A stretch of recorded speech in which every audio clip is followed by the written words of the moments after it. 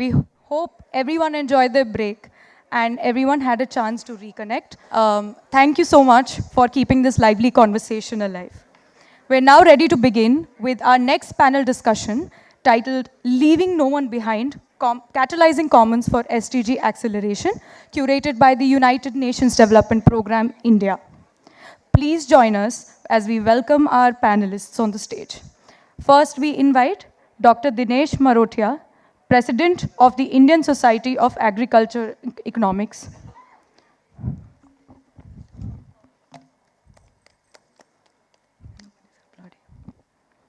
We request everyone to please give a round of applause for Mr. Dinesh Marothia, President of the Indian Society of Agricultural Economics. Welcome, sir. Next, we invite Ms. Zeenat Niazi, Chief Advisor at the Development Alternatives.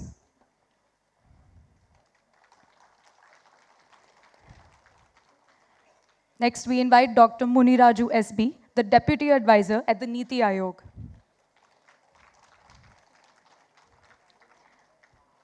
Next, Shri Rajesh S. IFS, the Inspector General of Forest at the Ministry of Environment, Forest and Climate Change. And last but not the least, Dr. Ranjan Kumar Ghosh, Associate Professor at the Indian Institute of Management, Ahmedabad.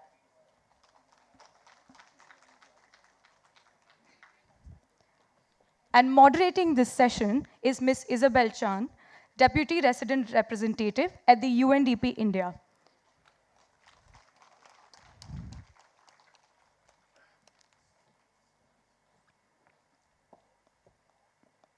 Welcome, Isabel. We now request you to start the session.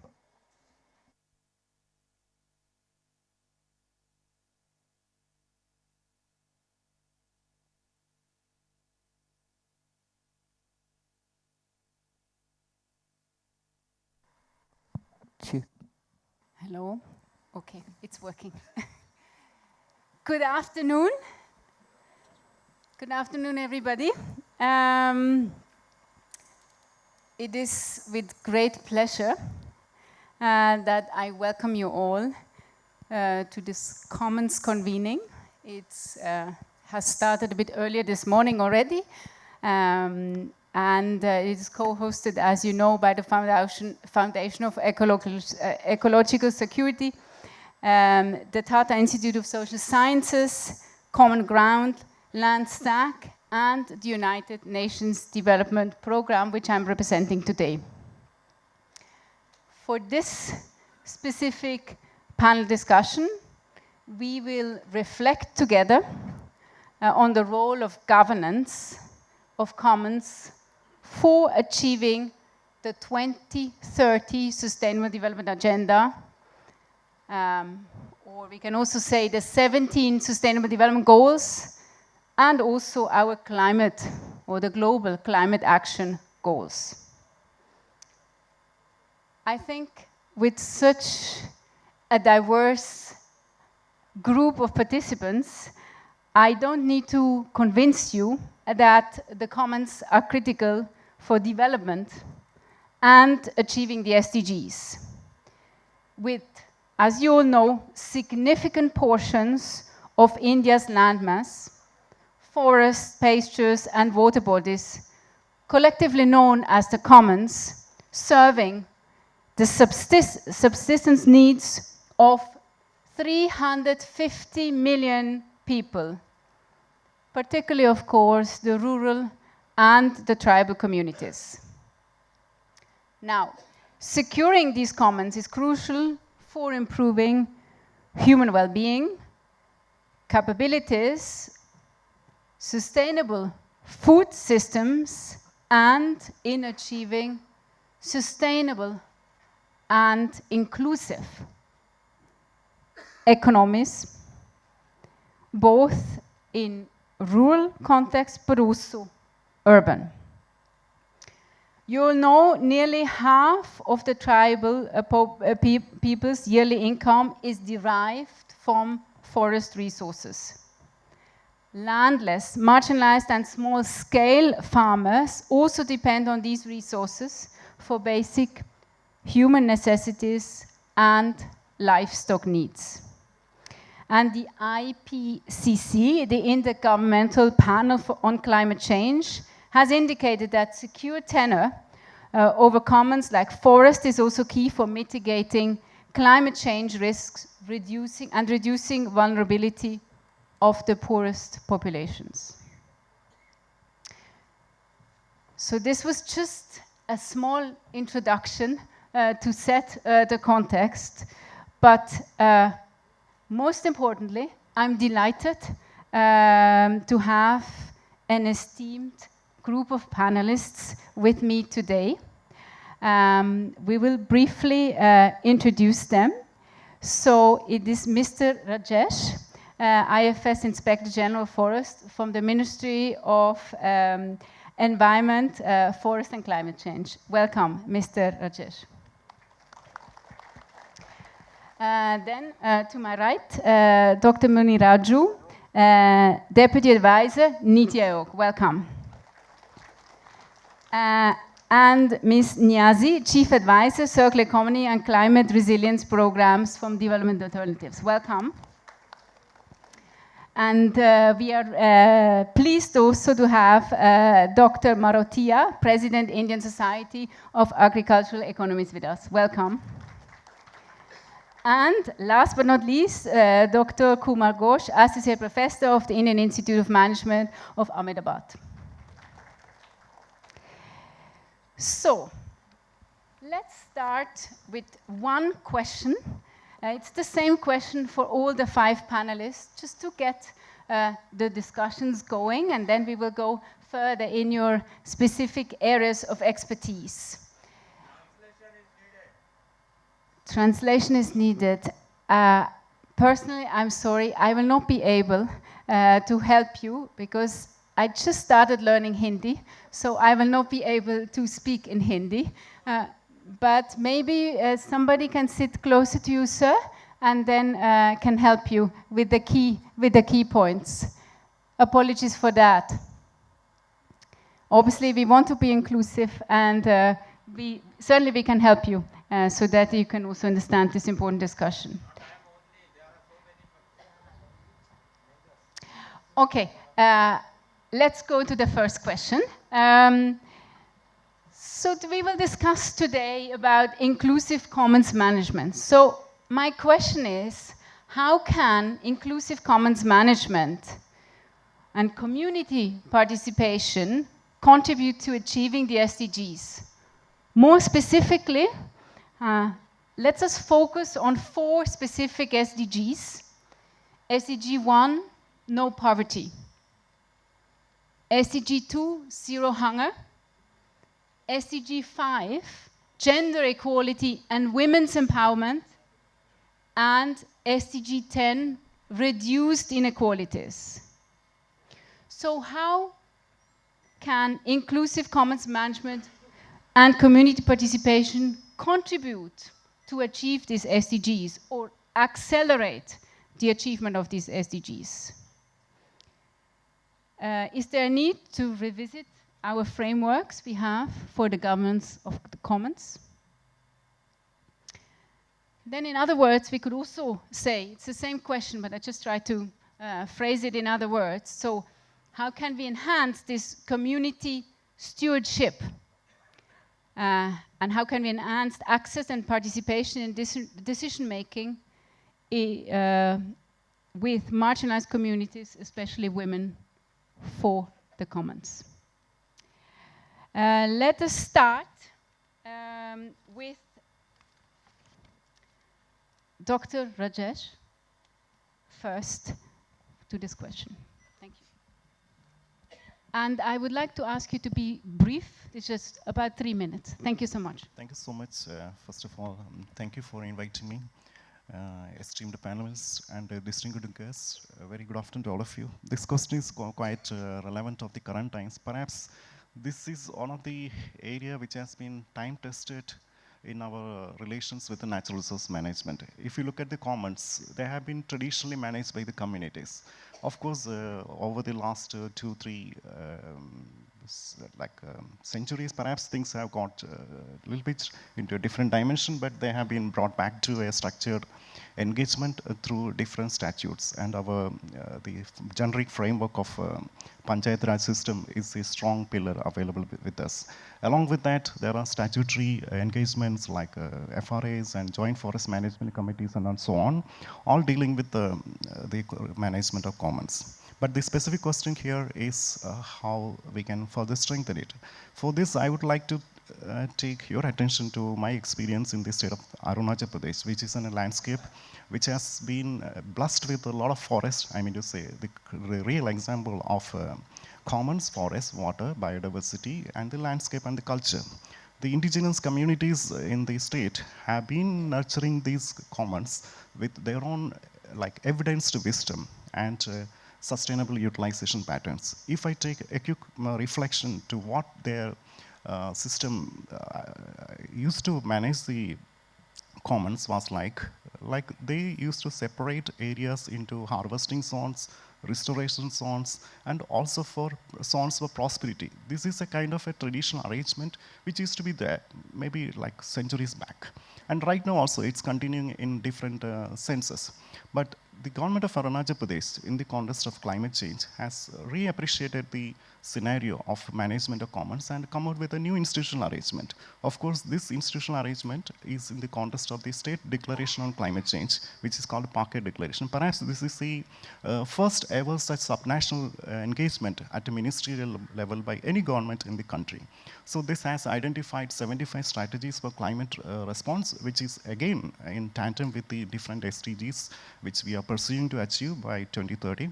But the point I'm trying to highlight here is how we can make the engagement for local action, particularly for management of commons or for realizing SDGs at local level. So what we thought that we should have an institutional arrangement which can converge the resources and aggregate the local wisdom across the stakeholders at a panchayat level.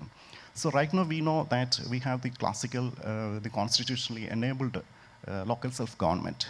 But then at the same time, in the development space or in the management space for commons at a grassroots level, we find several agencies working. Maybe there is a separate agency called the Joint Forest Management Committee, or maybe there is a Village Nutrition Sanitation Committee working for health, there is a Women Development Committee, so many such some committees are working. And of course, in the context of SDGs, we have to synergize these actions at a local level. So what the government has come up with a policy innovation, which is called a Federation of Development Committees. Of course, this Federation of Development Committees is not a substitution to the Panchayat level organization.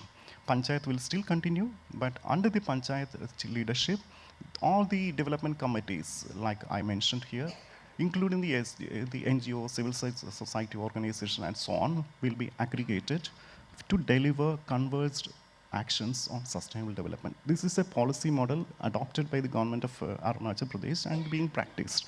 And we started giving training also to the Panchayat leadership in the state. So what I'm trying to highlight here is that, of course, we have generic institutions, but then we need high level of convergence and collaborative action across the actors, governmental actors, community actors, and civil society actors to address the challenges of commons, as the challenges of commons and their potentials for the livelihoods of the people in the country has already been mentioned.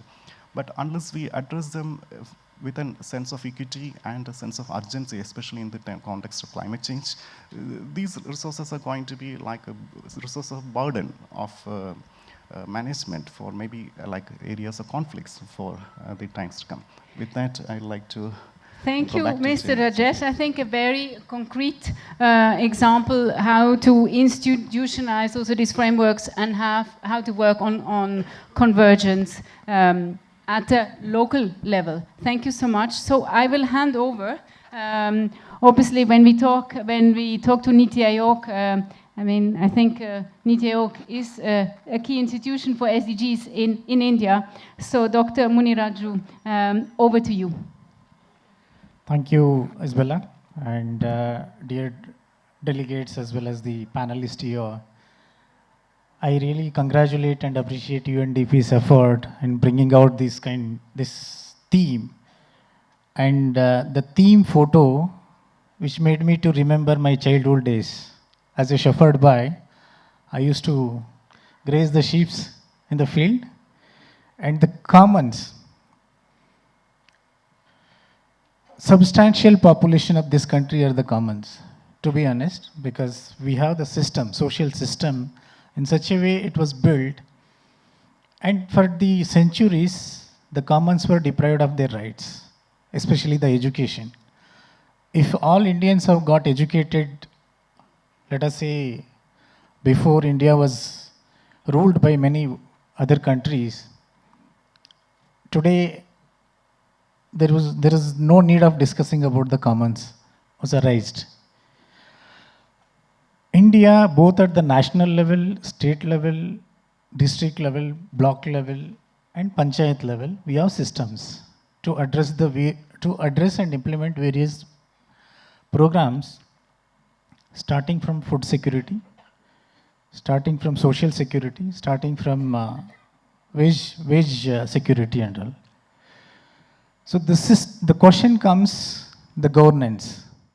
What the governance at the national level, governance at the state level, governance at district, governance at block, governance at panchayat level. The focus needs to be on the execution of the programs. We have very good, excellent, outstanding programs. There is no dearth of resources for implementation. The question comes, the implementing agencies at the grassroots level, how they are attending to the needs of the common mans. There are dynamic officers who are able to deliver the things and ensure that the commons are uplifted and brought into the mainstream. But there are lethargic bureaucrats who are not focused, who are not delivering.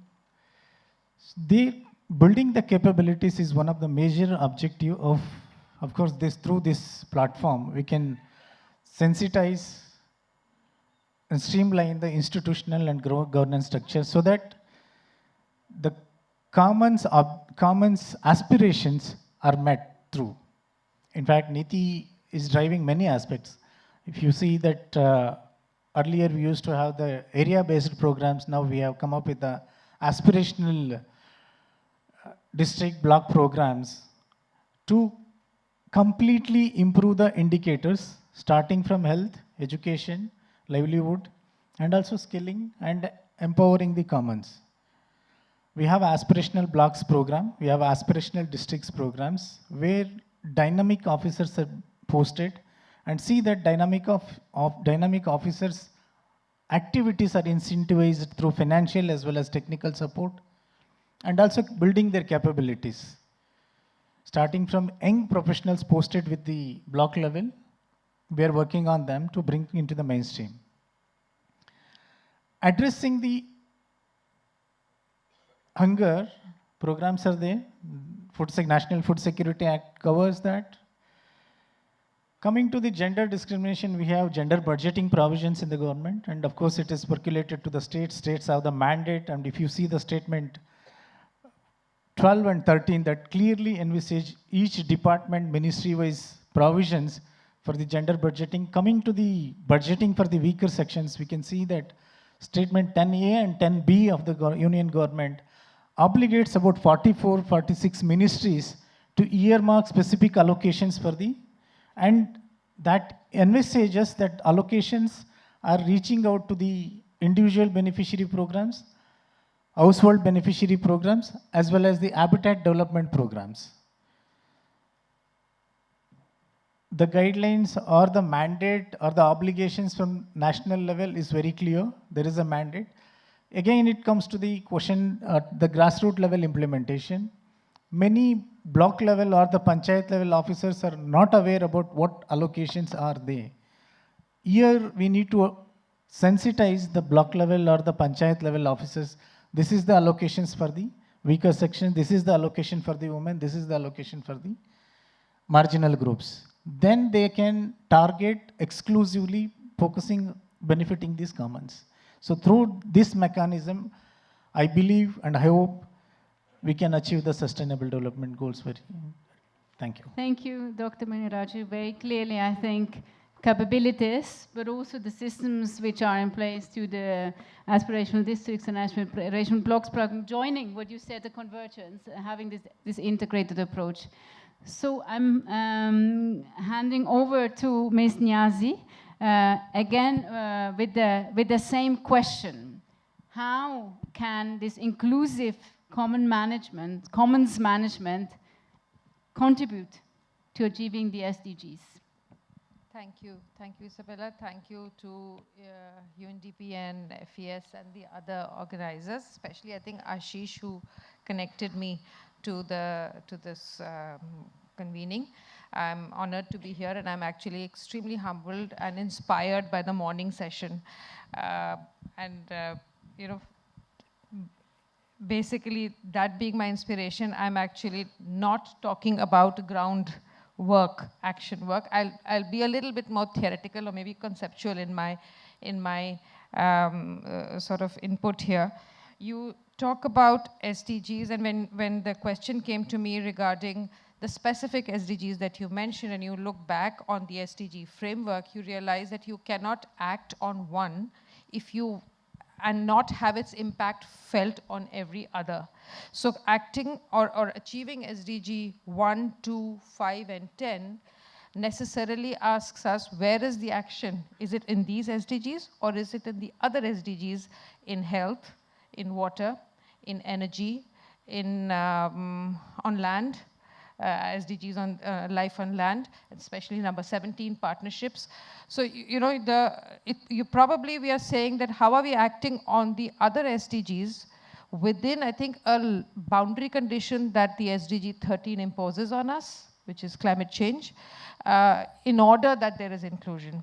So that's point number one. I think point number two that I want to make here is that in the current indicator framework, there is no mechanism for addressing processes and procedures. There are no indicators for that. And inclusion doesn't come by the word or by budgeting.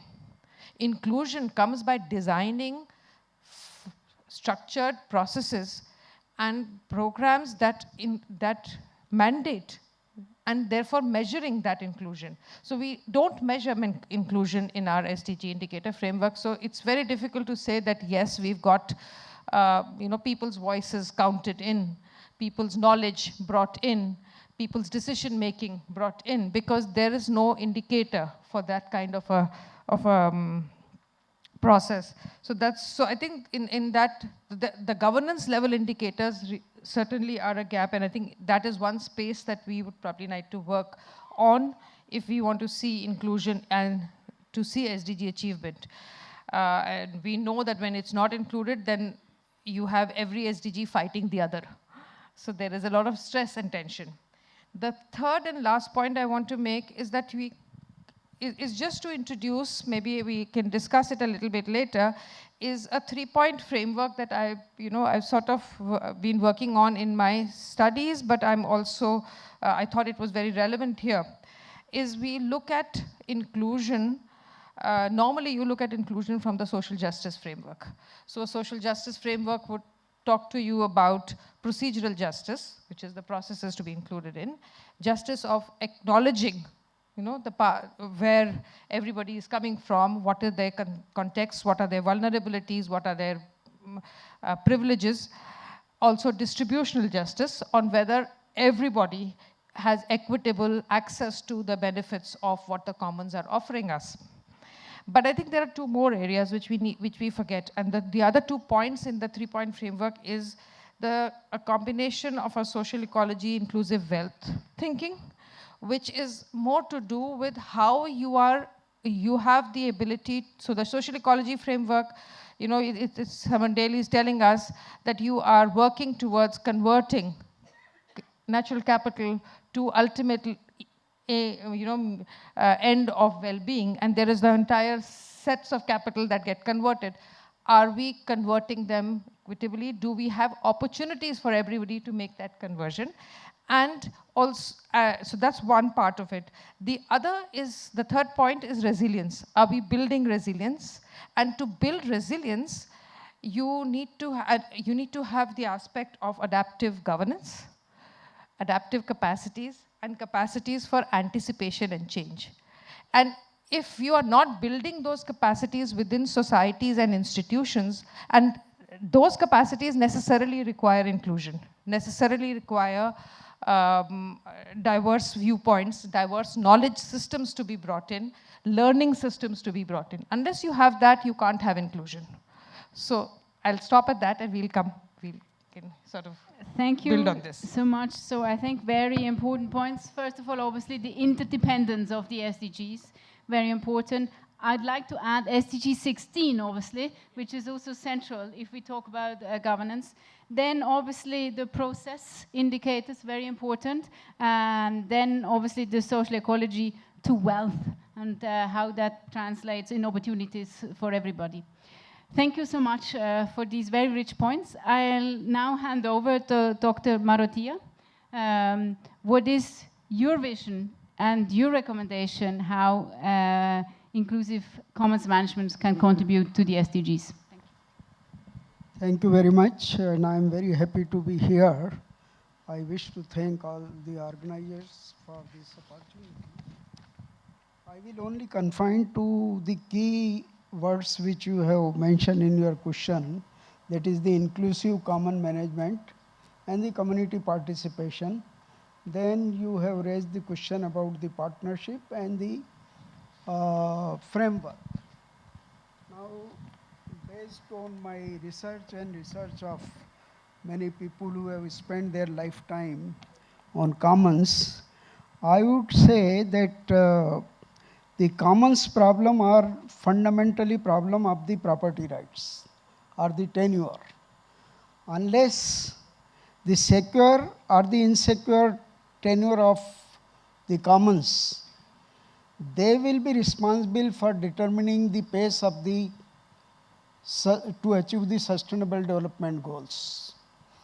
And if I relate this, then I would say that all the underprivileged or the marginalized people or the women, you know, they have been the custodian of the commons, and if we see some commons on the planet, it is only due to these people.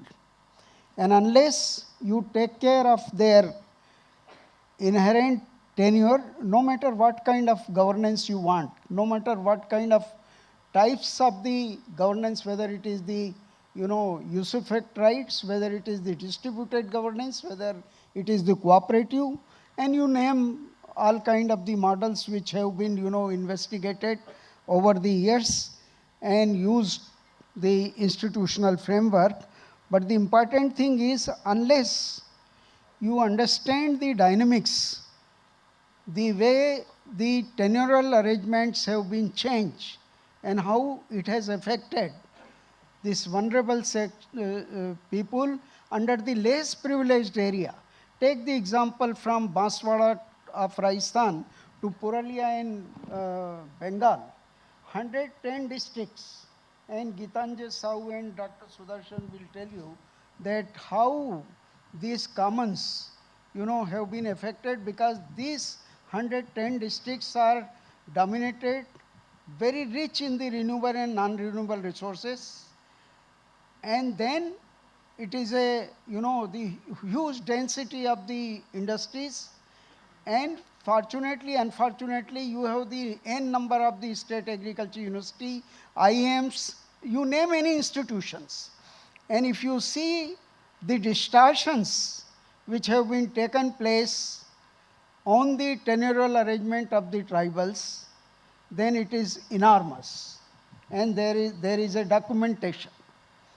And then it brings me to your second concern. So I strongly believe, based on whatever I have been doing since last 4 or 5 decades, that to understand the dynamics of commons and sustainable development goals, I think it is very important that we realize that the commons are the multi-use, multifunctional, and it is not, and it engages the multi-agencies, whether the government, whether the NGOs, and everybody is chasing these commons, So the problem here is that the current framework, and if I will be given time in the second round, I will explain this. The current framework, to my mind, it needs very hard look in terms of how have we defined the indicators, whether really we understand that if we are talking the wetland, what are the hydrological regime or the ecological distortions, and whether it is reflected there. What are the consequences of the common lands which have been converted to many other activities, and how it has affected to the large number of the people, the livestock, and also the non-humans. It is not, the commons are not only for the humans. So this is the sustainable development goals which we have listed. I think it brings me to the partnership kind of the question. Now there are the models where, if you talk about the NTFP, we have the cooperative, we have the monopoly, we have the Tendupatta kind of the design, and then use effect rights. And the moment we come to the NTFPs, which involves the aromatic and medicinal plants also, we have the cooperative governance, but that governance is heavily dominated, by the departmental wing. And similarly, we have introduced the participatory irrigation management under the common water bodies. So what is happening, that the Water Users Association, which you think that this is a representative of the people who have been the custodian of the commons, and it has ultimately, fall on the lines of the political kind of thing. So I strongly argue that when you talk about the achieving the sustainable development goals related to the commons, you have to understand that how to incorporate the political legitimacy kind of the variable in your analysis. And similarly, the ecosystem services. I mean, the commons provide not only the kind of the provisional services, but if you see these studies, very few studies are there, there is a serious imbalance across the ecosystem services, which are essential framework to understand the sustainable development goals. And I think I stop here, and if I will get an opportunity, maybe I will elaborate this point further. Thank you very much. Thank you, Dr. Marotia. And yes, I think we are well in time. You will certainly get the opportunity to elaborate more. I think very important points.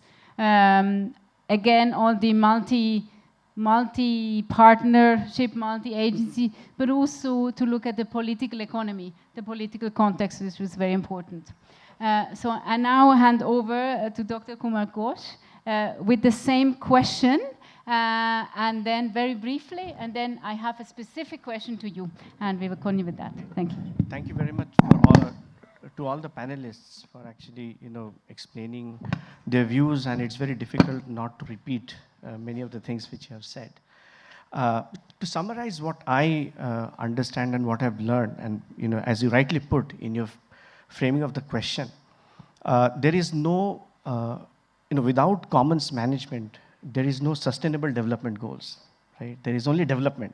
And we know in India, what do we mean in common parlance as development? बहुत development हो गया वहाँ पे, मतलब buildings बन गए, roads बन गए. So, the urban parameters is what we relate to as, for Isabel especially, you go to tier 2 towns, you go to, the common conversation is, अरे पता है वहाँ बहुत development हो गया.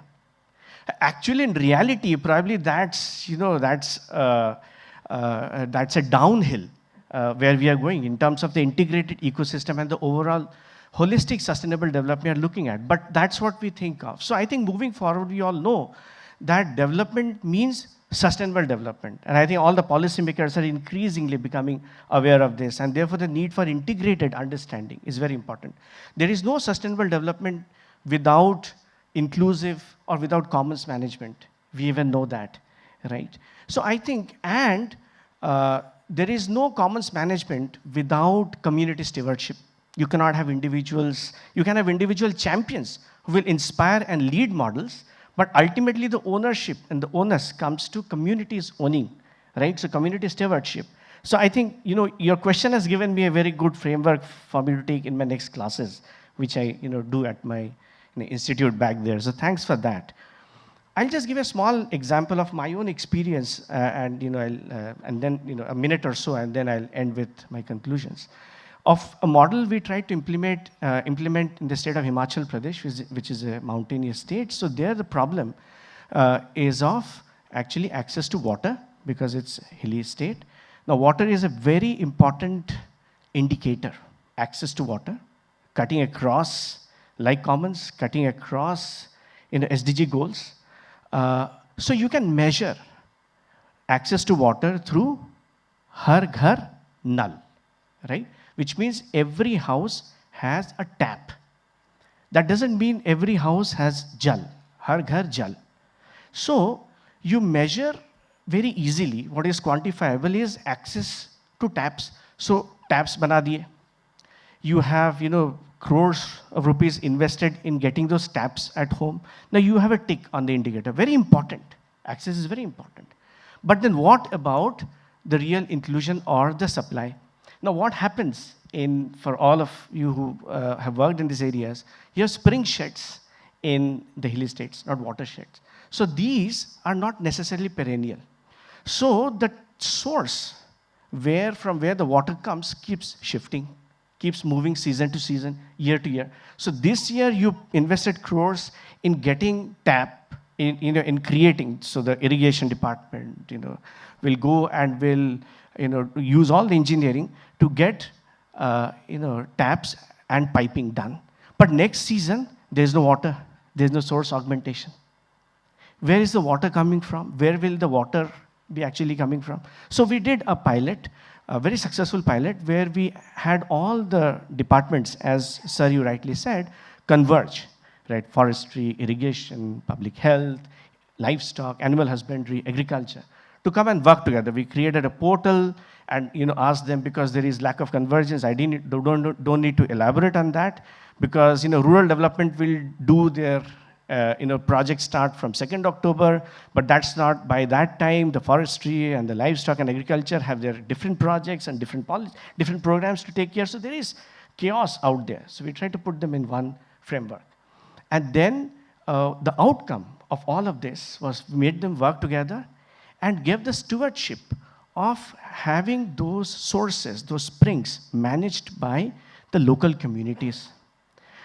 The result was that we could actually deliver water, and we calculate the costs at 3,000% lesser cost, 3,000%, than the usual projects. Now, where this management is coming from? So the individual, the consumer, the beneficiary is individual. The process involves convergence across departments and the government. But the final source preservation. So we went and saw that communities which were very active, where we handheld them, we communicated, we created awareness, they have created their own roofs, they have done their investments, they have created their wells, they have invested on their own to preserve their source of water. What we did, of course, is use technology to identify which are the perennial sources. Now that ownership actually changed the entire scenario. So I think moving forward in SDG, I'll conclude, SDG, the next version 2.0, if you want to say, is where rightly you said, sir, that we need to include the policy and the processor. One of the panelists said, we need to include the policy and processes. And maybe moving forward, the indicators should move away from very easily quantifiable ones to, for example, I was just jotting these down, again, as you were speaking, this is not a solution, but do these projects have convergence? So have all these, so indicators for whether the government departments are working together, intra-department, inter-department. Are community-based organizations involved, right? Maybe one indicator. What is the proportion of women, involved in the leadership, in the management? And how these projects have fared 2 or 3 years after their completion or after the process of setting it up has withdrawn, right? Where the government, the stakeholders have withdrawn.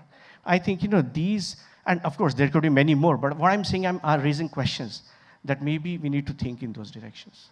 Thank you so much. Thank you so much, Dr. Kumar Ghosh. I think a very concrete example, and what you just said at the end, is this, well, it's beyond inclusiveness. I think what you're talking about is a whole of society approach, right, to SDGs. How can we really include, and you gave a very concrete example of what benefits that can bring. So I will ask you, so thanks for all the panelists. That was the first round. We're going the second round of questions. I think we are quite good on time. So very specifically, but now linking a bit to what you just said, right? So how can we now, for these communities, right, who are managing these commons, right, how can we ensure a better access to markets for these persons, for these communities whose livelihoods depend on the commons? And what are the strategies to, well, enhance, as a consequence, their economic opportunities? What are opportunities for entrepreneurship for them? And if you look at newer mechanisms, such as carbon credits, how can these work in favor of commons as well as the people who are dependent on it? So there are a lot of questions, and I don't have answers to any of them. So, but these are very interesting questions, and I think we are here to raise and discuss among us what are the questions we are going to tackle as a community of intellectuals going forward. So entrepreneurship, or basically in common parlance, what we would call as connecting the community residents. I mean, those who are dependent on the commons, the agricultural communities, the forest communities, everybody, to the markets. Essentially, the problem is, how do we do that? That's a very important, problem to ponder upon, because if you don't have access to markets, you can't scale up their activities, you can't keep them where they are. I think one of our panelists in the previous wonderful sessions spoke about how nobody wants to stay in rural areas, in forest ecosystems, in villages. We all know it's a common problem that the youth want to migrate out. We have a lot of data, we have a lot of information on that. So how do we keep those who are, the real owners of the ecosystem, the real stakeholders where they are?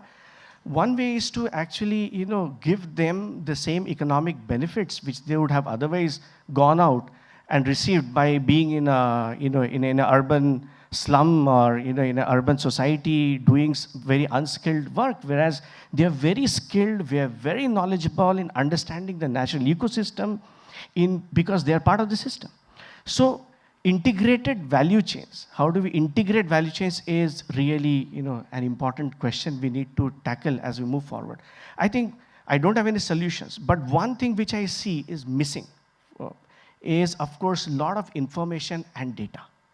So we don't have good information and data on bio-based economies. We have probably some information and data on agriculture, on in cropping systems which are human-induced, but we don't have so much on the on the natural bio-based economies. So the kind of products which many of you know from your individual, we all know from our individual experiences. There is no solid database. So if you don't have information and data, it's very difficult to create markets. It's very difficult to create value chains. So that is, something which I think is very, very important. And second, of course, is, including and enriching and skilling the people, the community, the dwellers, the inhabitants in modern and practical business ideas. So I come from a management school, which is also partly a business school. So of course, we need to move out from giving business training only for corporate purpose, but also to people who really are there at the upstream of the value chain and who can take ownership of creating their own small to medium-sized business models and integrate in the value chains. Thank you.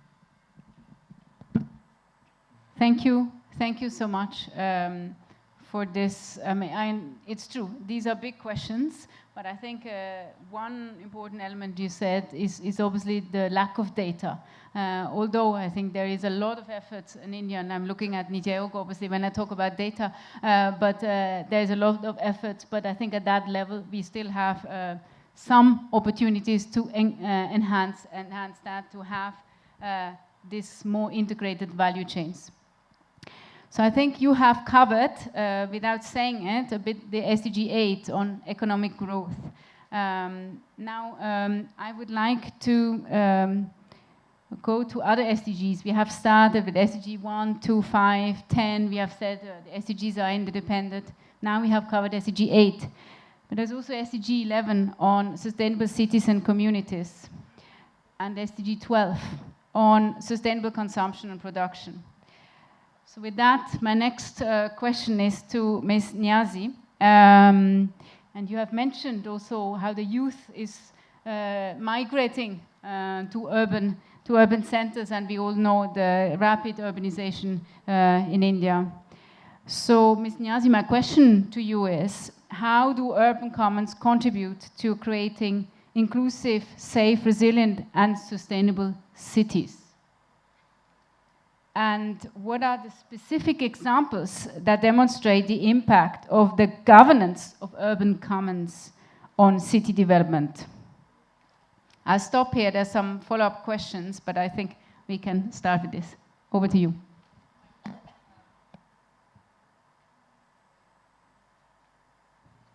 Thank you. Big questions, and I don't think I can give you a full answer. But I think before we sort of jump into how can, let's just look at what are these commons that we're talking about as far as the urban areas are concerned. I mean, we seem to have a very broad understanding of what commons are, but you know, within the city, if I look at it, there are, of course, the natural resources, the stock of natural resources, which give us the ecosystem services, water, air, biodiversity. So I look at them as environmental, and I also look at them as social infrastructure, social resources, because that is also, in a sense, a commons. The safe water, you know, the moment you start giving them as rights to everybody, then they become part of your commons space. Space as commons is the second thing. And I think post-COVID, it's become critical because open space and access to open space is critical in cities. We are looking at, of course, also mobility corridors as commons. Streets are commons for everybody. A third set of commons that we bring in as management and supporting, but I think it's important, is knowledge as commons. We spoke about data just now. You know, access to knowledge, access to data, access to information, and it's not just print word or audio, it's also the virtual space as commons. So knowledge as commons, I think these three areas we should probably not disregard them, look at them specifically as we go forward. In the cities, as you know, I mean, we may still be in India slightly less than 50% urban, but we are going very fast towards it. Globally, you know, we are, I think there's 55, maybe 55 or 57% now, and probably by 2050, we are looking at 68% global and 55 or 60% India being urban. We'll still be occupying maybe 2.5% of land and using 75% of the resources that the commons globally are offering. So it's a big, big space that we are talking about. And if we look at these three commons from the three frameworks that I spoke about earlier, you know, you have a 3x3 sort of a matrix that we can start addressing. Let's use an example to sort of go forward, and let's look at, you know, a strategy that's been touted. I wouldn't say touted, it's being tried, it's being successful, it's also failing, is that of nature-based solutions to address urban problems. And I'm bringing that in because it connects a lot of things. It connects knowledge, it connects infrastructure, it connects your ecological services, etc. So I'm bringing that in. And I'm just using urban forests as as a small example. And the things that we need to start asking ourselves is, what is the shared value proposition that urban citizens have amongst themselves and with their governments regarding this, regarding an urban forest, for example? Is there a shared value proposition? What is the mandated participation and in inclusive management system within the urban governance space? What is offered? I mean, we heard from the morning, and I think I was terribly impressed by the fact that there are formal MOUs between citizen groups and city governments on managing lakes. So, you know, I don't see that happening in very many cities. Does the 74th Amendment even allow that to happen? It obviously does, because the city government has taken advantage of maybe an ambiguous empty space and created that. How transparent and open are our information systems? Is there an information, or is there a two-way communication or a multi-way communication that we have? I mean, from the point of my view that I see, there's a lot of consultation, but that consultation is actually one way. You're told this is what your city master plan is going to be like, and you can give inputs. Whether or not those inputs are integrated is another matter. Those inputs are also, unfortunately, on defined portals, not necessarily to everybody, and not all inclusive. So that becomes one. So how do you design for a forest? A forest occupies land. A forest requires, so if you have to redo a forest or revitalize a forest, build a city forest, you require land, you require water for irrigation, you require management. It can also have disservices, because you'll suddenly realize that that land will become valuable. You can gentrify that area, and you will have the poor pushed out. You will also find that spatially, I mean, space, as I mentioned in the comments, spatially, if you look at cities across the country, maybe globally, the poorest and the most vulnerable parts of the city are the densest, have the least amount of ecological services available to them. And here is where you require the open space, you require the forest most.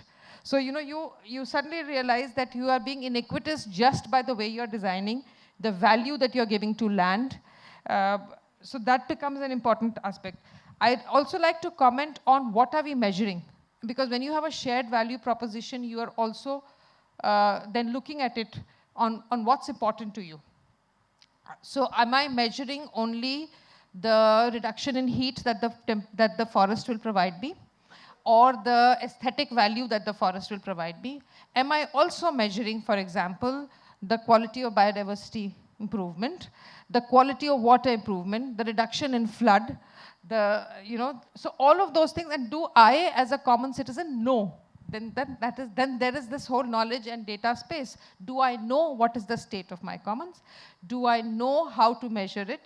Citizen science, for example, has come about as a very, very useful tool. And in cities, and in villages, it's one of those very powerful tools that communities have. We had biodiversity registers forever, I mean, for a very long time. And they can be integrated with citizen science methods to bring this in. But do we have credibility of that data and recognition of that data system within the government processes? So what is that engagement that we have? Finally, I think I'll just come to, as I come back to data and measuring, is MEL systems. What is we all call in our governance systems monitoring and evaluation. We never add the L, which is the learning.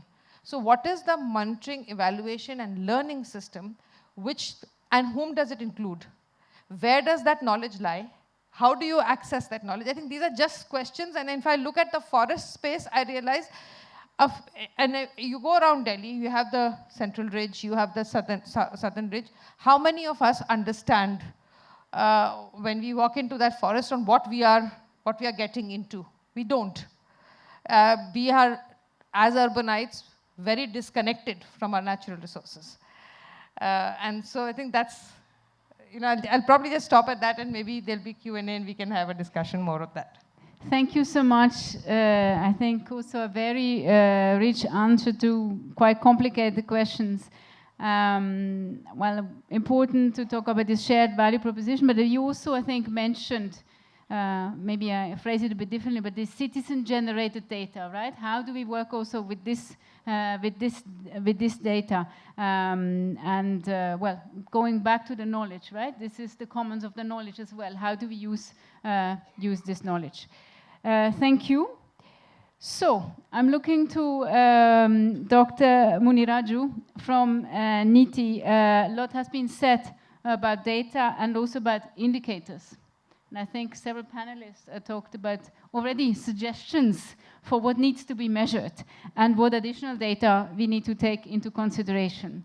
So my question to you is, are the current indicators, and here I think we can take the National Indicators Framework for the SDGs, capturing the full impact of commons on well-being, especially for marginalized groups?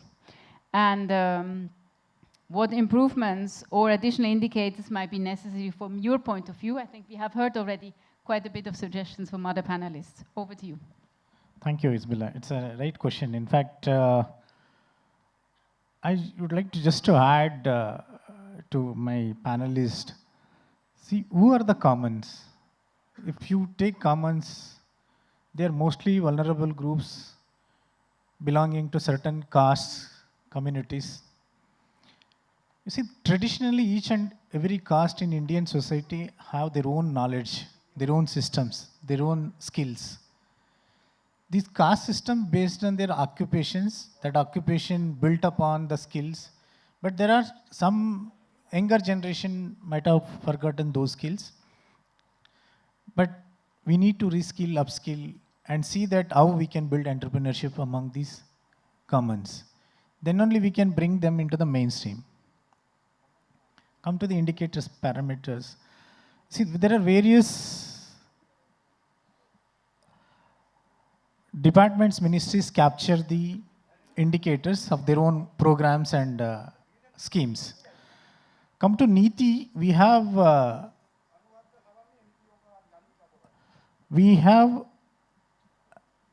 outcome output monitoring framework assigned to all ministries, programs, both central sector, centrally sponsored programs. And this outcome monitoring framework, we capture various indicators starting from education, let us say from primary education, secondary education, higher education. Come to the health. Based on the health indicators, especially NFHS, we capture what are the levels of health parameters, what is the status of health and various diseases occurring. But it's all overall, like there is no focus on the marginal groups. It's a general in nature, we capture the data overall. But now we have thought through, unless we capture the data or the indicators for the commons, we cannot see that overall improvements happens, because they are the fundamental communities which are lagging much behind the general population. Unless we provide adequate opportunities, adequate provisions in our programs and see that their data can be used for the ultimate policy or program formulations. So we are now, from this current year, we are focusing on the capturing indicators for the tribals and scheduled castes, especially under the programs of scheduled caste subplan and tribal subplan, which is the flagship provisions for the budgeting from the union government as well as the state governments. So definitely these indicators can reveal what is the status of these marginal groups and how we can build upon, how we can bring them into the mainstream by capturing the data. Thank you, Isabella. Thank you so much. I think the Sustainable Development Agenda and the SDGs have obviously also this principle of leaving no one behind. And what you're just describing, if we really want to translate into action, leaving no one behind is very important. I think you have also touched upon, obviously, SDG 10, reducing inequalities, and SDG 16, which also talks about inclusive and evidence-led and transparent institutions. So thank you so much. I would like to ask all participants in the room to please keep as quiet as possible, because it's difficult to have a discussion otherwise. I would also like to inform you that the summary in Hindi will be available to all of you after that panel. Thank you so much for your collaboration on this. With that, let's look at some additional SDGs. We have SDG 7 on affordability and clean energy, SDG 13 on climate action, SDG 15 on life on land.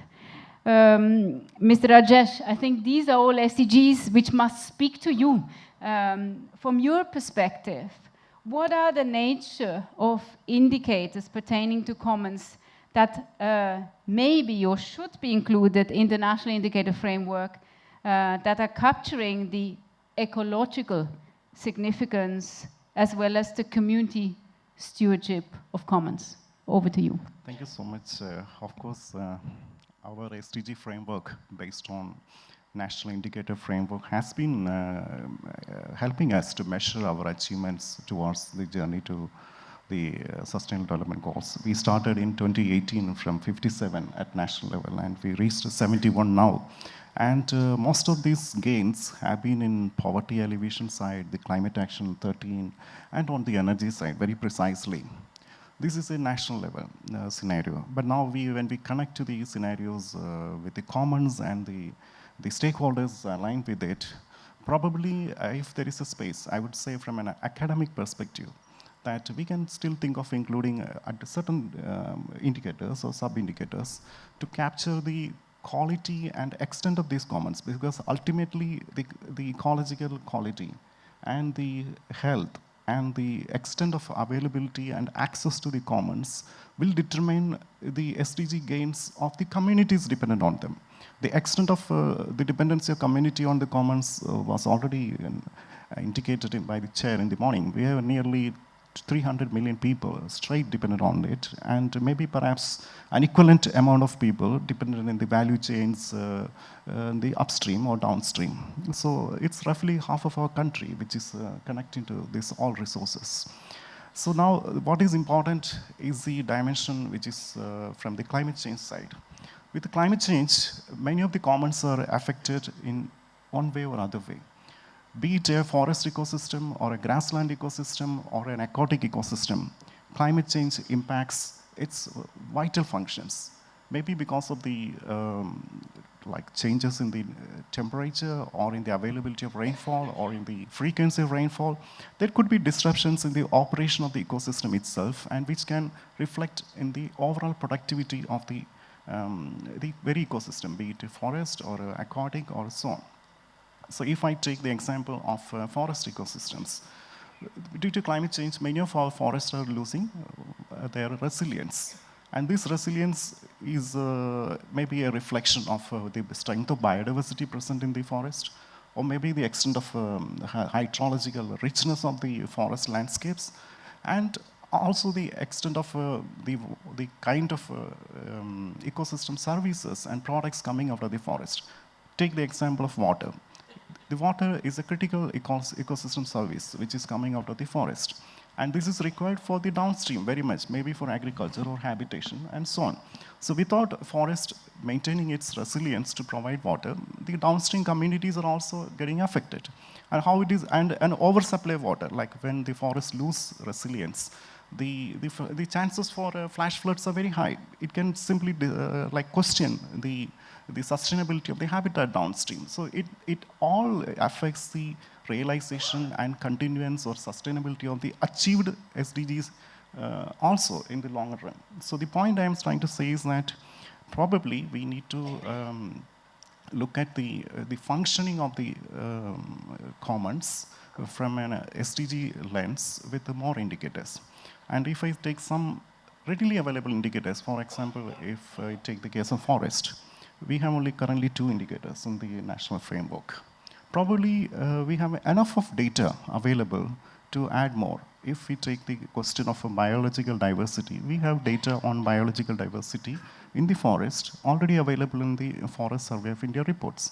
We can factor in. So when the biological diversity data is factored into as a main indicator or a sub-indicator, it tells the quality of the forest, and it also tells the extent of productivity of agriculture and horticultural landscapes in the forest downstream, and also about the future of the forest, because when biodiversity is rich, the forest can regenerate and maintain its services. So it's an easily available low-hanging fruit which can be just captured. Similarly, is the density of the forest. We have classification of forest based on the stocking level also. When the biomass per unit area is high, it tells that that ecosystem is quite productive. And we have that data available readily in our India Forest State of Forest report. So that can also be easily factored on. Similar is the concern about the institution. We spoke, there are plenty of areas we can factor in, but I will restrict my conversation to the points we just heard across. If we take the example of accessibility and the governance dimensions, we have a lot of joint forest management committees in the country. And they're also equally captured more or less in our India Forest State report. So the element of local governance or the institutional arrangement, which has given already a platform for the commons governance by the local communities, can well be factored in. So this is also low-hanging fruit. Similarly is the extent of carbon availability in the forest. The extent of carbon stored in the forest tells the story of its ability or its vitality to deal with the climate change, be it from a mitigation perspective or from an adaptation perspective. And we have extensively documented data in terms of above ground biomass, in terms of below ground biomass for different forests in the country across the states. These are like very straight, easily doable and low-hanging fruits which can be concerned, factored in. And similarly, see the case with the extended landscapes. Maybe if it is a case of grasslands or aquatic system of considerable dimension, the degradation is another reason. Like we in the morning heard about the story of the lake in Bangalore. But if we had been monitoring those kinds of commons from the ecological perspective, probably we would have taken actions much ahead in time. So the point is that we need verifiable and recordable indicators into our local planning and monitoring and feedbacking systems. Perhaps these are some quick suggestions which can be factored in. Of course, these are from an academic perspective. We have our national indicator framework approved by the government. So this is a dialogue which will take, but as I mentioned in the very beginning, like in the state of Arunachal Pradesh, we have the state climate change declaration under which we provided a platform to factor in this in the local adaptation planning. And those adaptation plans would be integrated the GPDP, Gram Panchayat Development Plans, for their sustainability and locally led governance. I would like to summarize at this point. Thank you very much. Thank you. I think very, very concrete suggestions, and as you say, low-hanging fruits, how the national indicators framework can be further enhanced. And there's also the state indicators framework. I mean, sometimes it's also state specific. So I think there is a lot of, I underline it, I call it opportunities actually to enhance the national indicators framework. So I have now the chance to give also Dr. Marotia a specific question. And I think you have mentioned it before when you spoke. You have mentioned partnerships. And you also have said that you have some suggestions how the indicator framework can be further strengthened. So with partnerships, we are at SDG 17, which is, so we have almost done a tour, if I may, and touched upon all the SDGs. Dr. Marotia, how do we build partnerships around the governance of commons involving governments, businesses, and civil society? I think it was discussed quite a bit, but what is your specific view on that? And you have also said you would like to elaborate further on the current framework for the, if I understood you well, on the indicators for SDGs. So we're looking forward to your suggestions. Over to you. Thank you.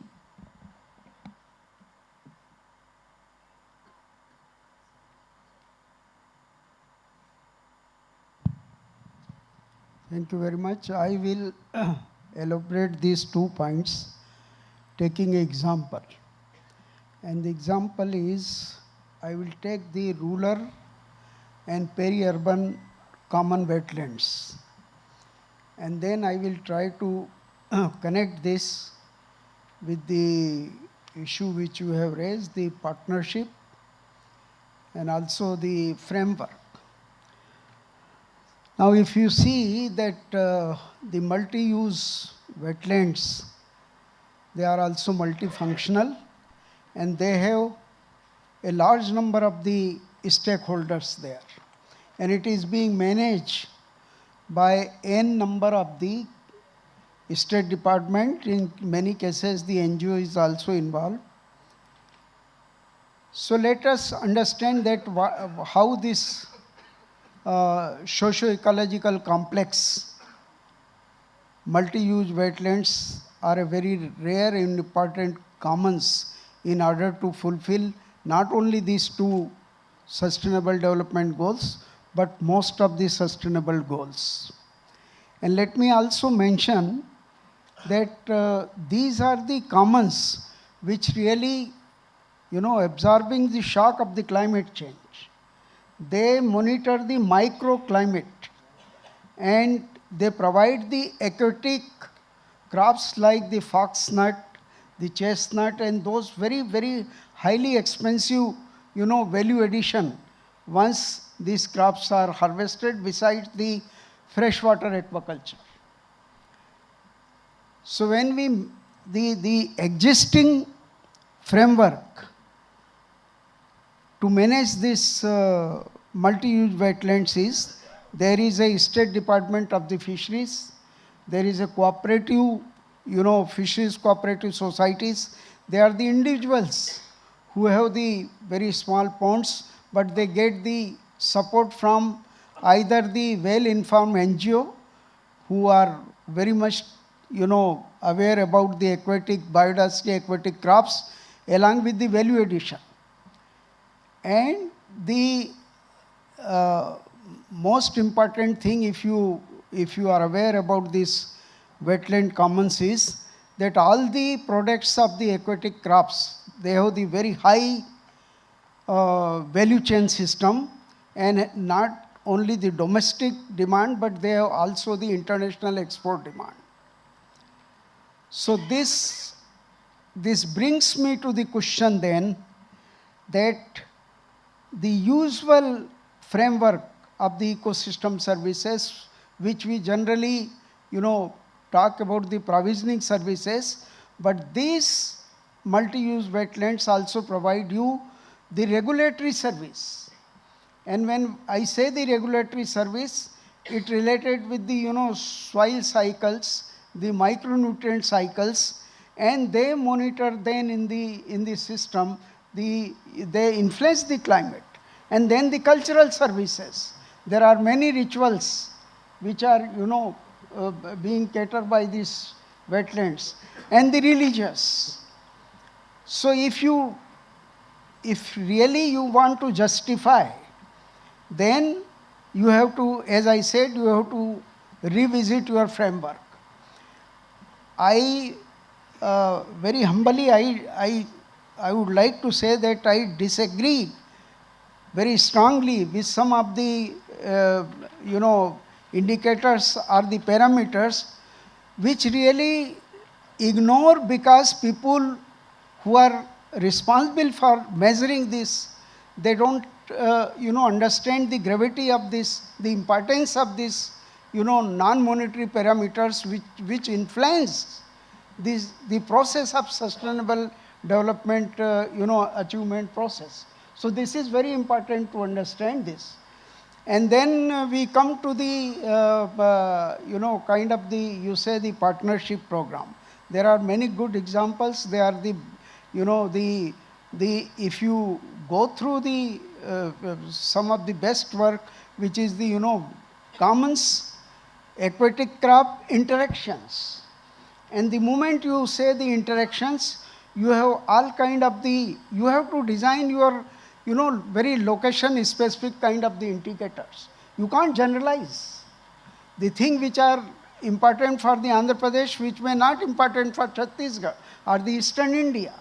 So I have also gone through because I was also member of the Planning Commission, State Planning Commission, and I also had an opportunity to, in the Eastwhile Planning Commission, when Yugandhar and Monte Calvalia and these people used to sit there, Jayant Patil, and I had lot of interaction, and Dr. Jagdish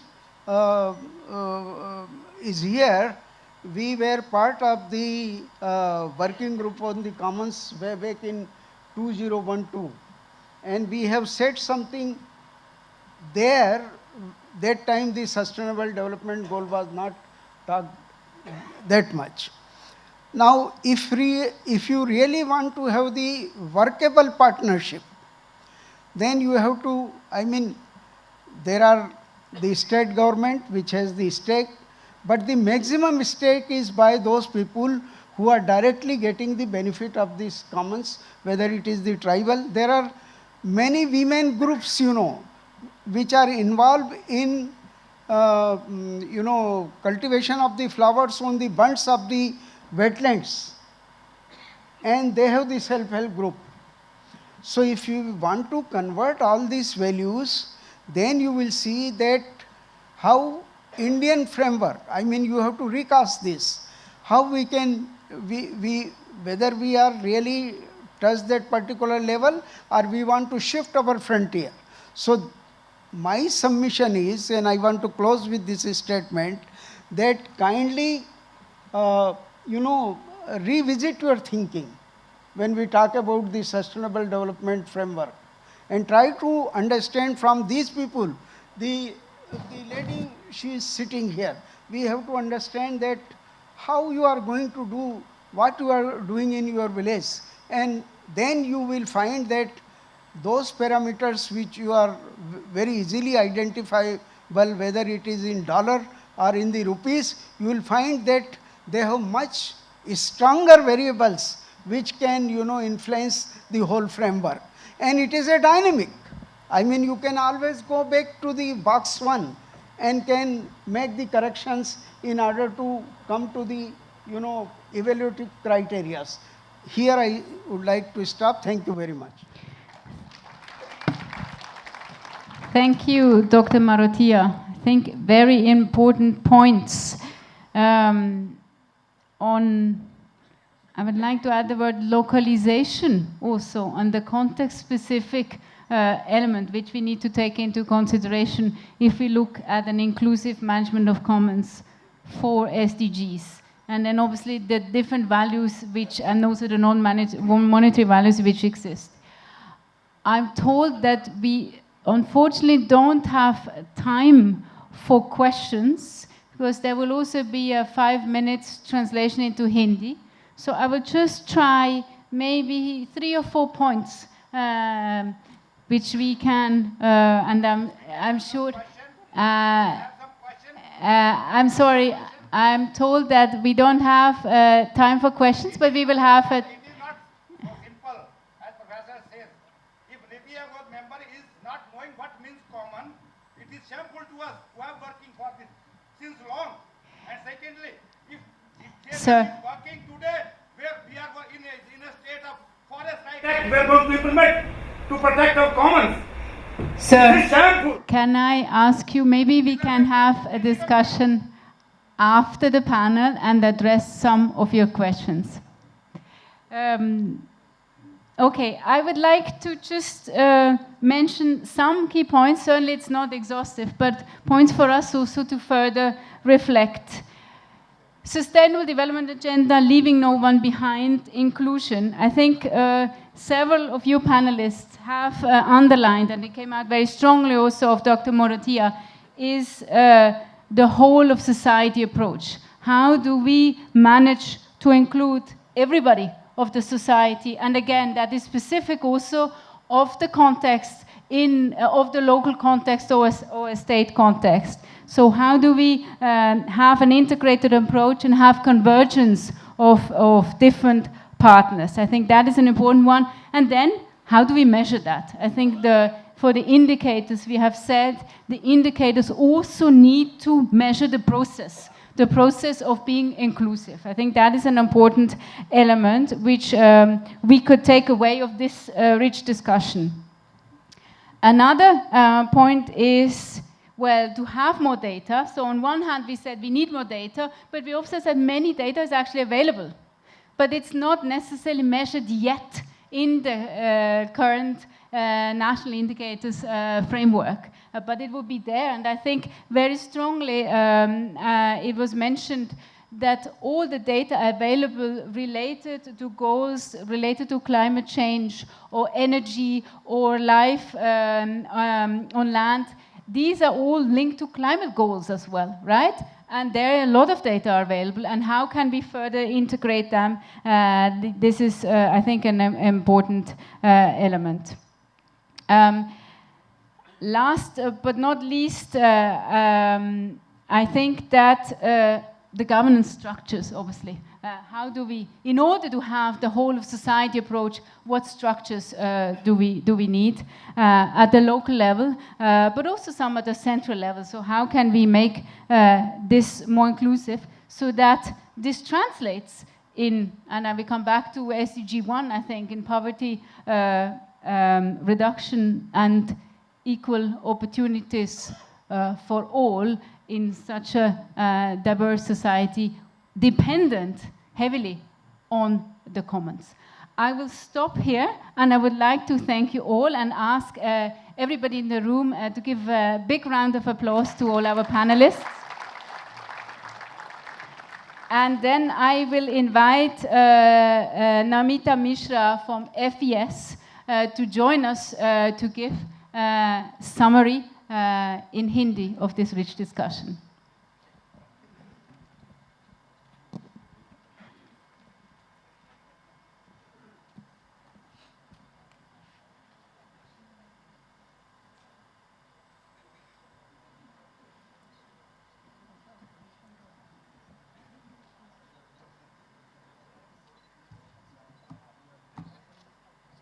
धन्यवाद।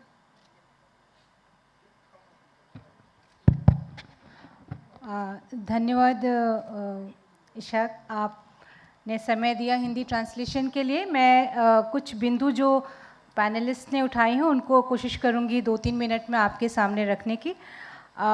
मैं क्षमा चाहूँगी panelist का कि मैं नाम नहीं ले पाऊँगी और उसको एक सामुदायिक ज्ञान के रूप में आपके सामने रखना चाहूँगी।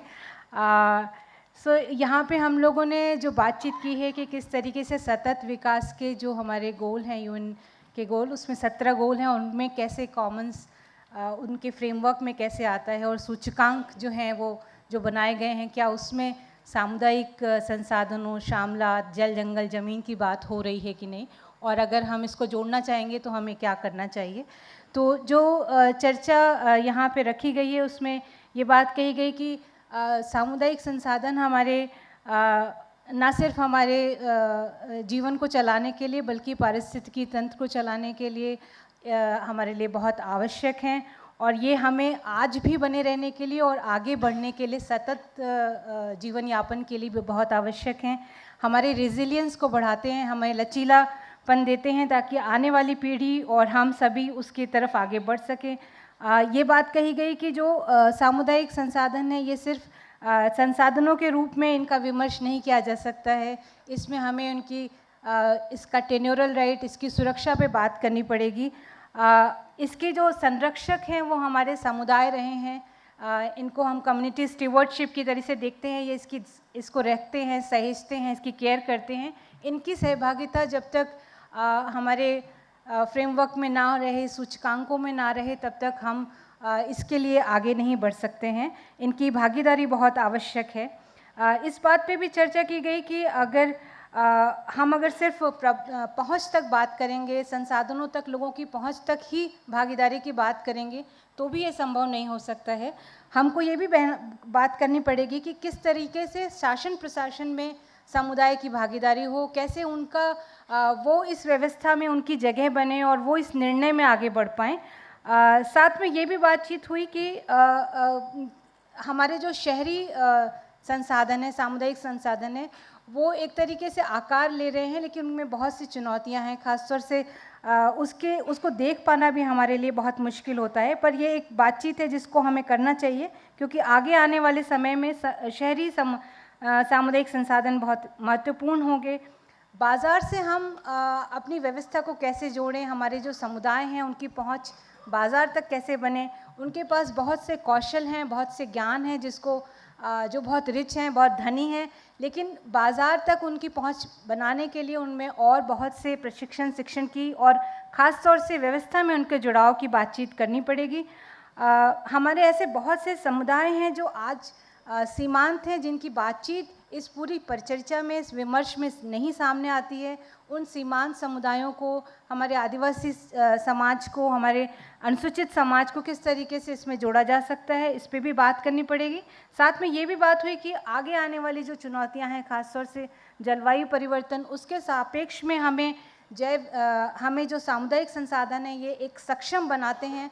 अगर हमारे संसाधन मजबूत होंगे, स्वस्थ होंगे, तो ही हम इन जलवायु परिवर्तन की के रिस्क से हम लड़ सकते हैं। तो ये भी हमारे लिए बहुत महत्वपूर्ण है कि हम इसको सामाजिक तौर पे ही ना देख के इसके पारिस्थितिकी रोल को, इसके इकोसिस्टम सर्विसेज को भी हमें ध्यान रखना पड़ेगा। और ये सिर्फ केवल हमें देने वाले नहीं हैं, बल्कि ये मॉनिटर भी करते हैं, रेगुलेट भी करते हैं, ये चीज़ों को चलाते भी हैं। उस परिप्रेक्ष्य में भी हमें बात करनी पड़ेगी। साथ में जो लास्ट में कुछ चर्चाएं हुई, जैसे ये एक बहुत महत्वपूर्ण बात लेके आ रही थी कि सूचकांक अक्सर उन चीज़ों पे बनाए जाते हैं जिनको हम आसानी से नाप सकते हैं, लेकिन जो नॉन मॉनिटरी हैं, जिसको बहुत देखा नहीं जा सकता है और जिनके मूल्य नहीं निर्धारित हो सकते हैं, उन सूचकांकों जैसे संस्कृत है, हमारे लैंग्वेज हैं, हमारी ऐसी भावनाएं हैं जो इन संसाधनों से जुड़ी हुई हैं, उस पे बात होनी चाहिए। और अंत में ये भी बात रखी गई कि हमारे बहुत से समुदाय जो हैं इसको बहुत जी रहे हैं इन चीज़ों को, तो वो ज़्यादा अच्छे से समझ सकते हैं कि सूचकांक क्या होंगे। हमारी महिलाएं ज़्यादा अच्छे से बता सकती हैं कि वो किस तरह के काम करना चाहती हैं और किस तरह से कहा जाएगा कि हाँ, ये हमारे संसाधन परिपूर्ण हैं और अच्छे हैं। तो उनको ये बात तय करने के लिए जगह मिलनी चाहिए। हमें अपने फ्रेमवर्क को दोबारा देखना चाहिए कि ये समुदाय किस तरीके से उस पर निर्णय ले सकें और आगे बढ़ सकें। आंकड़ों पे काफ़ी चर्चा हुई कि हमारे पास आंकड़े और इन्फॉर्मेशन बहुत होती हैं, लेकिन अक्सर वो आंकड़े और इन्फॉर्मेशन या तो सरकारी फाइलों में होती हैं या कुछ लोग ही तक उन तक पहुंच होती है। तो उन पे हमारी सबकी पहुंच होना बहुत ज़रूरी है। ये एक तरीके से उनके हिसाब से सूचनाएं इकट्ठी हों और वो उसको देख पाएँ, मॉनिटर कर पाएँ और निर्णय ले पाएँ। धन्यवाद। Bahut dhanyavad. Thank you, Namita Mishra. And with that, I think there is another announcement. Okay.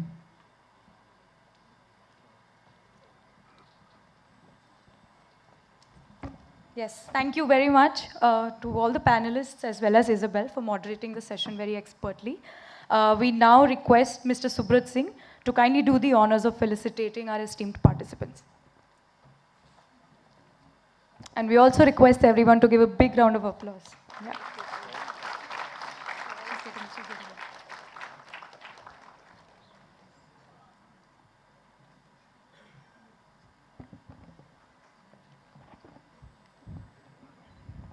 Thank you, Dr. Marothia.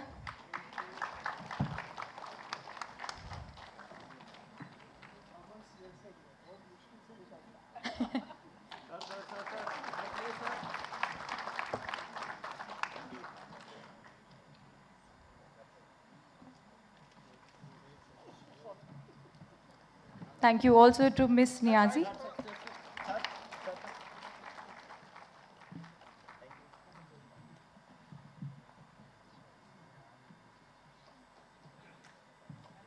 Thank you, Dr. Muniraju.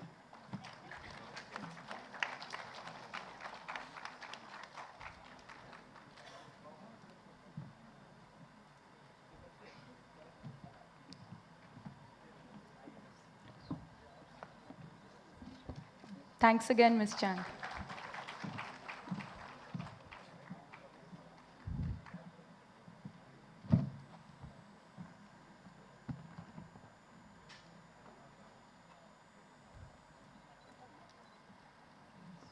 Many thanks to Mr. Rajesh.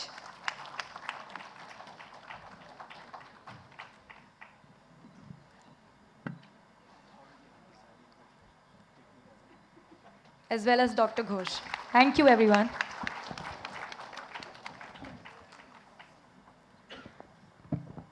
So now we can all proceed for lunch on the first floor itself. And we can continue through some parallel curated charchas sharp at 2:30. Please refer to the convening schedule and the agenda on the website itself for more details regarding the 5 parallel sessions that will be taking place. We will also gather again for a third plenary in this very hall at 4:15 p.m. Thank you. Thank you so much. Thank you. Thank you. Thank you. It's all together. Thank you. सभी खाने के लिए first floor की तरफ प्रस्थान करें।